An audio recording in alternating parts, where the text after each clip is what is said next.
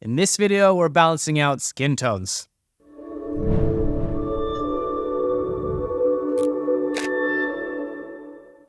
Howdy everyone, today we're going to take a look at color adjustments to get us some skin tones that actually look real. Now before we get started, how the heck does it happen that we actually get these funny looking unnatural skin tones? Unnatural skin tones can be the result of funky lighting, incorrect white balance settings on your camera, or it can also actually be the color science in the camera and the way it's set up. And there's actually one size fits all to resolve the skin tone issues you might have, but we're gonna go into Zoner Photo Studio X and take a look at some of the settings that we can play around with to get those color settings on the skin that we truly want. Most skin tone issues are caused by a deviation in color of the photo from when it was actually taken. And that's why the main tools for correcting skin tones are gonna be your white balance and color shift. And of course, if needed, split toning as well as tone curve. The first and most common cause of incorrect skin tone is gonna be poor white balance. In this picture right here, you can see that the skin tone is turning towards more of a shade of blue. So let's move the temperature towards a warmer color, like this, and already that looks so much better. But now we can see that the skin tone is actually turning slight green. And unless this person is really sick, we don't want to leave it like that. So let's move the tint slider towards purple. And again, it's already looking a lot better. Okay, but it's not always this simple. We actually can have the white balance dialed in, but still our skin tone just feels off in some way. What happens is when we adjust it this way, we're actually adjusting all the colors in the entire photo, and we actually might want to go to more local adjustments. So let's check that out. Now, color shift is going to help us adjust color locally. And we've already made some adjustments to this photo, including tweaking the white balance, but still the skin tone appears unnaturally yellow. So let's focus on a specific color and then make adjustments in the color shift for the colors of the skin, which are going to be mainly between red and yellow. Now let's define a specific color that we can adjust.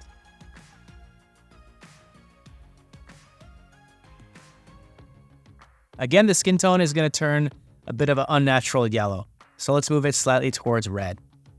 Now that's a bit better, but it's going to bring out some of the dark areas and it's going to give the skin way too much contrast. So let's slightly increase luminance.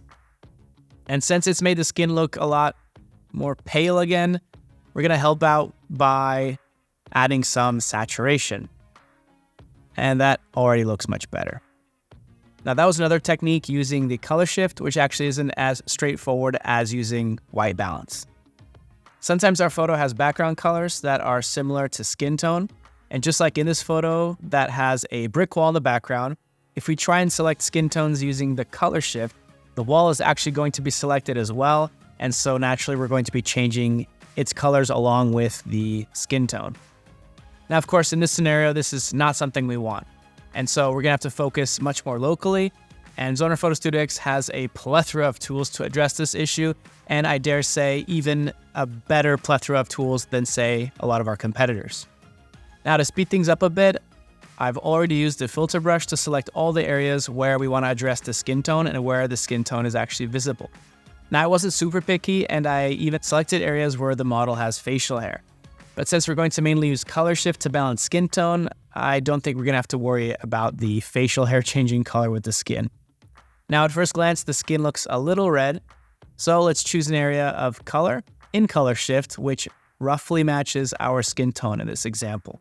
Now we don't have to be too precise because we already selected this area that we're going to be working on with the filter brush. And then let's roughly choose the range of the skin tone and then carefully move the hue towards yellow.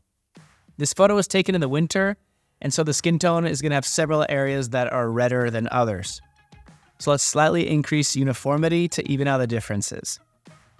And since the skin tone still stands out quite a bit, I'm going to slightly decrease saturation. Now let's check out to see how it looks. And notice that it's turning, again, a bit more yellow than we'd like to. Now, we don't want to change it back to red. So let's take the temperature and slightly move it towards blue. And as you can see, that's going to eliminate the yellow. Let's check it again. All right, that looks a lot better. Now for the last example, we're going to use our knowledge of color mixing from this video, and it's going to be covering the tone curve. Now I have this photo that was taken in our studio and lit using our secondary light with fluorescent bulbs. Now fluorescent bulbs are known for producing this unsightly, fluorescent, greenish, white color in the darker areas. And since this green is actually most prevalent in darker areas of the exposure, none of the previous tools are actually going to help us. They would change the lighter areas too, and we certainly don't want that. Now, this is where the tone curve comes into play. Now I'm going to choose the green color channel, and somewhere below the midtones, we're going to subtract green. This is going to add purple, and immediately we can see that the green tones are fading away, and that's all we have to do. Now, don't be afraid to mix and match these techniques, especially when you're using your local adjustments. Trust your eye, your gut, and feel free to play around with the sliders. Now, that's all from me for this video. Now you know how to use that tweak and several tools to help you get what you want when you're dealing with unnatural and funky looking skin tones so that we get something that looks real. If you like this video, give us a thumbs up. If you didn't like it, give us a thumbs up anyway. Hit the subscribe bell so you guys never miss a video and are always alerted when we create our next one. Have a good day. See you guys the next one. Until then, take care. Ciao.